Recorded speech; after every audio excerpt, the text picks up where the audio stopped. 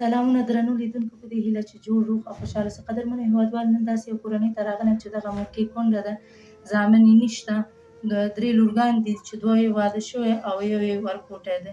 نو د دې حل له تاسو سره شریک او له موږ سره اوسئ. السلام علیکم مور جانې. څنګه یې مورې؟ ښه یې؟ ماشومان ښه دي؟ ښه مور جانې، راغلي ستاسو په اړه موږ ته چا ویل چې داسې کونډه ده او مشکلات یې ډېر زیات دی، نو راغلي چې ستاسو حال خپل هیوادوالو سره شریک کړو. نو تاسو څه مشکلات لرئ؟ موږ داسې مشکلات لرو چې نه مې زوی شته دی، نه مې خاوند شته، کونډه یم، درې لورګانې مې دي، یوه واده ده، ماشومه راسره ده، او هېڅوک مې نشته، غریبي مې ده، ملنګي مې ده. نن مې درېیمه ورځ ده وړه مې خلاص شوي یم، دا وریجې راوړم او پخوم. هېڅوک مې نشته په دنیا د خدای کې. دغه کره مینه ده، دغه د هندو مېړه مې دي، غریب جواري دي، همدې سره بس اوسېږم. چا چېرته کور وړي زه غریبه سمه ورسره یم. نو ستا ضرورت څوک پوره کړی؟ الله مې شته، یو بل ایره لري که بس په هماغې باندې ساتي. خاوند دې په څه شهید شوی؟ غریب مې دغه او شهید شوي یم، دې زیړي او په زیړي مړ شوي. او زامن دې نشته؟ نه زامن مې نشته، زامن مې نشته. اوس دغه کور کې چې راغلی د دې کرایه ورکوې همداسې؟ ولې نه، 4,000 روپۍ یوه بل ایره له راکړي، هغه یوه بلې چې دې راکړي یو. او اوس په داسې وخت راغلی چې هغه ورکړم نشته، هر چا غریبي ده.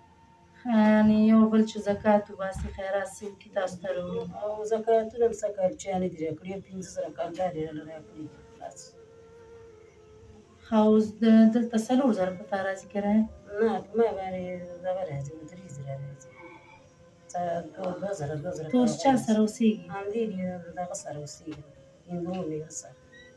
لکه بېله یم، او د هغې خپل کور دی، زما خپل. اوس د دوو سره یم چې خیر د دوی د سولې لاندې ناسته یم. مثلا چېرته چې دوی ځي زه ورسره یم. دومره مرستې شوي ده، دومره خوش شوي ده، ما کور دي دغومره د سود غوښه شي که ماله به یو شی چاره وکړي. دا خلک چې ګورې، دا خلک کورونو ته هر څه راوړي، ستاسو زړه کې څه نه ګرځي؟ بس الله هم شته دی، څه به وکړو.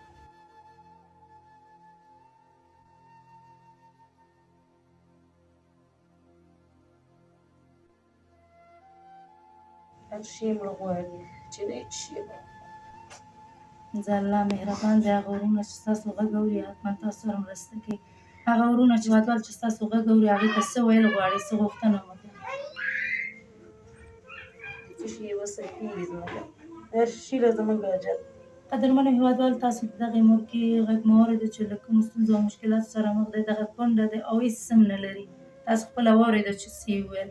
نو هیله کومه چې له دوی سره مرسته وکړي. که چېرې غواړئ مرسته وکړي، نو زما د وټساپ شمېره ده 080 90 90 288 څخه مننه.